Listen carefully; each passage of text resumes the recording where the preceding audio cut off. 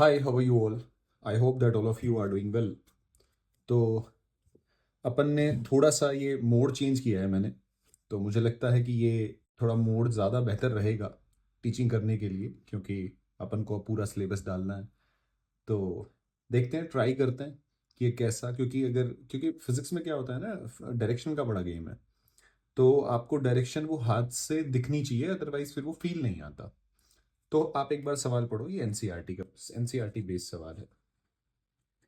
कैसा बेस्ड है? NCERT.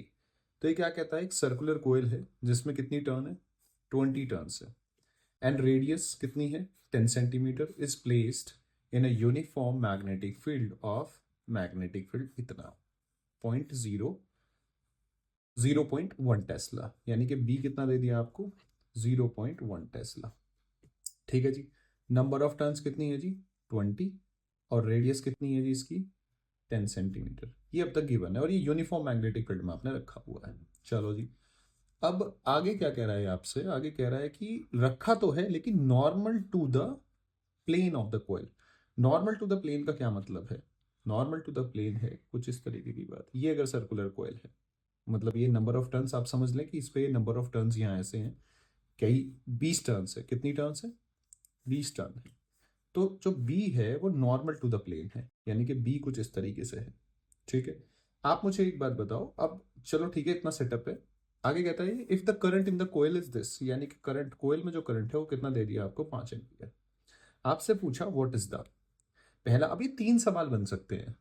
NCERT क्या है? ये 3 ऑप्शन है, ये तो एक ही सवाल है, लेकिन नीट के 3 सवाल बन सकते हैं। कैसा? पहला, total torque on the coil.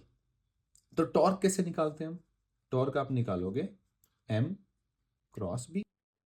M क्या होगा यहाँ पे? M will be equals to NIA, जो एरिया वेक्टर। लेकिन इंपॉर्टेंट बात क्या है? इंपॉर्टेंट बात ये है, जब आप एम की डायरेक्शन निकालोगे तो आपको अपनी फिंगर को क्या करना पड़ता है? कर्ल करना पड़ता है। जैसे कि ये ऐसे है, कुछ इस तरीके से है, जैसे आप मेरा हाथ देख रहे हो, जैसे ये रखी हुई है, तो ये एक रिंग की तरह है। जैसे रिंग कैसे? ऐसे, जैसे मेरा हाथ घूम रहा है और मैग्नेटिक फील्ड इधर की डायरेक्शन में है, इस डायरेक्शन में।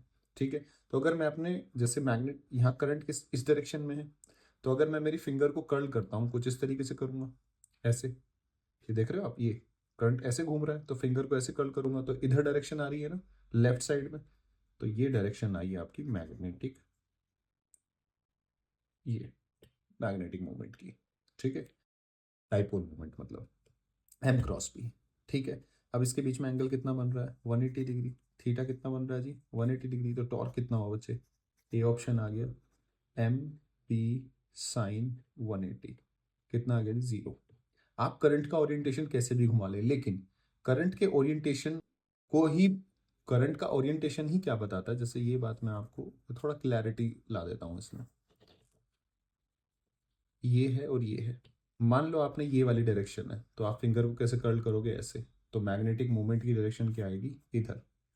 ये मैग्नेटिक मूवमेंट की डायरेक्शन, यानी कि एरिया वेक्टर की जो डायरेक्शन होती है वही मैग्नेटिक मूवमेंट। लेकिन बात है फिंगर कर्ल कैसे करनी है। Finger curl in the direction of current करनी है। यहाँ पे आप ऐसे कर्ल करोगे, कैसे? इधर की तरफ है ना, ये ऐसे घूम रहा है इधर की तरफ, यानी कि थंब किधर आ रहा है आपका?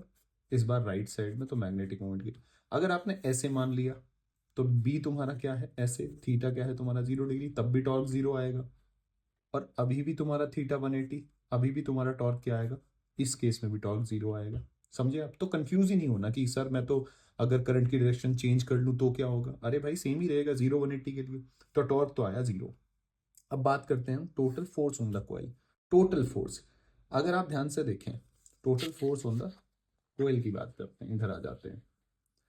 टोटल, ये कुछ इस तरीके से है बच्चे, ये कोयल ऐसे रखी हुई है, बी तुम्हारा ऐसे एक्ट कर रहा है। ठीक है। यानी कि बी नॉर्मल है, तो मैं इसको ऐसे भी तो सोच सकता हूँ, ऐसे। और बी को मैं आउटवर्ड बना लूँ, ऐसे। बी को आउटवर्ड, अभी भी तो नॉर्मल टू द प्लेन ही है नहीं है? और करंट ऐसे फ्लो हो रहा है। भाई इसको देखने का ऐसे नजरिया भी तो हो सकता है। आप ऐसे ना देख के इसको, मैं ऑब्जर्वर यहां से खड़ा कर लूँ, ठीक है, तो इसको ये करंट फ्लो होता हुआ कैसा दिखेगा? ऐसे।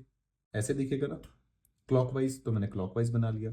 और ये मैग्नेटिक फील्ड आउटवर्ड, तो ये अब ऑब्जर्वर कैसे देख रहा है? ऊपर से देख रहा है। पहले यहाँ साइड से, तो ऑब्जर्वर को ऐसे दिखेगा ना, ये भी एक डायग्राम बना सकता हूँ, इसका सेम ही तो बात है, क्या गलत बनाया इसमें मैंने। तो आप मुझे एक बात बताओ, इस पे फोर्स कितना लगेगा? लूप है तो फोर्स कैसा लगेगा? इसमें एल क्रॉस बी करोगे आप, क्या करोगे आप? L cross B. तो अगर आप यहाँ छोटा सा एलिमेंट इस पे फोर्स देखेंगे, एल क्रॉस बी किधर आया जी तुम्हारा? ये तुम्हारा इनवर्ड आ गया। ऐसे तुम हर जगह देखोगे, हर जगह देखोगे तो फोर्स कैसा आएगा तुम्हारा? इनवर्ड। तो नेट फोर्स कितना होगा तुम्हारा? 0। आप अगर इसको उल्टी डायरेक्शन में घुमा देंगे करंट को, तो फिर फोर्स क्या आ जाएगा? आउटवर्ड डायरेक्शन में। कहाँ जाएगा? आउटवर्ड डायरेक्शन में। इसीलिए आपको ध्यान हो, अगर कोई भी लूप आपने मैग्नेटिक फील्ड में रखा हो तो उस पर जो फोर्स लगता है, नेट फोर्स, वो कितना है? यूनिफॉर्म मैग्नेटिक फील्ड में अगर आपने कोई लूप रख दिया है तो क्या होता है? 0 आता है। तो लॉजिक और रीजन यही है, क्योंकि ये सब एक दूसरे को कैंसिल आउट कर देंगे। डन है। तो इसका मतलब सेकंड का भी आंसर कितना है तुम्हारा? फोर्स कितना है? Total force 0। अब सी पार्ट उसका है, वो पूछ रहा है आपसे, सी पार्ट अगर आप पढ़ोगे, एवरेज फोर्स ऑन इलेक्ट्रॉन, जो कि कोयल के अंदर इलेक्ट्रॉन घूम रहे हैं ना, उसमें एवरेज फोर्स बताना है in the coil due to magnetic field, due to magnetic field. और इसने कितना दे रखा है कि कोयल की जो डेंसिटी है, नंबर डेंसिटी इलेक्ट्रॉन की, वो 10⁻29 है। क्रॉस सेक्शनल एरिया दे दिया आपको। यानी कि मैं जानता हूं फोर्स क्या होता है, क्यू वी बी, यानी कि ई वी बी। वेलोसिटी यानी कि ड्रिफ्ट वेलोसिटी उसके अंदर। सो ड्रिफ्ट वेलोसिटी के लिए I is equal to N E A V D का इस्तेमाल करेंगे आप। यानी कि v क्या हो जाएगा? I by N E A. Put कर देंगे, force is equal to E into I by N E A into B. E से ई कट गया। आई कितना है? 5 एम्पियर आपको गिवन है। ये कितना है तुम्हारा? 0.1 टेस्ला, यानी कि 10⁻⁻1 upon 10⁻29 sorry, into cross sectional area आपको ऑलरेडी गिवन है -5। जब आप इसको सॉल्व करोगे तो आंसर आएगा 5। 29 ऊपर चला जाएगा तो माइनस का हो जाएगा, ये माइनस का 5 ऊपर जाके क्या हो जाएगा? प्लस का हो जाएगा। तो ये क्या लिखोगे आप? 10⁻⁻29 इंटू 10⁻+5 इंटू 10⁻⁻1, यानी कि 5 इंटू 10⁻⁻26 न्यूटन। ये आपका आंसर है। तो इसमें बहुत सारी बातें मैंने समझाई। सबसे इंपॉर्टेंट है नेट फोर्स कितना लगेगा। अगर कोई भी लूप यूनिफॉर्म मैग्नेटिक फील्ड में आप रखते हो तो उस पर नेट फोर्स क्या आएगा? लूप के ऊपर वो 0 आता है। ठीक है। कोई आर्बिट्री शेप का भी ले लोगे तो भी क्या आएगा? 0 आएगा। जरूरी नहीं है कि सर्कुलर ही लो आप, आर्बिट्री शेप में भी ये पढ़ाया जाता है, क्लासों में पढ़ाया जाता है, आपके नोट्स में लिखा हुआ होगा। बस उन बातों को याद रखना है, क्योंकि आपका एग्जाम भी नजदीक आ रहा है।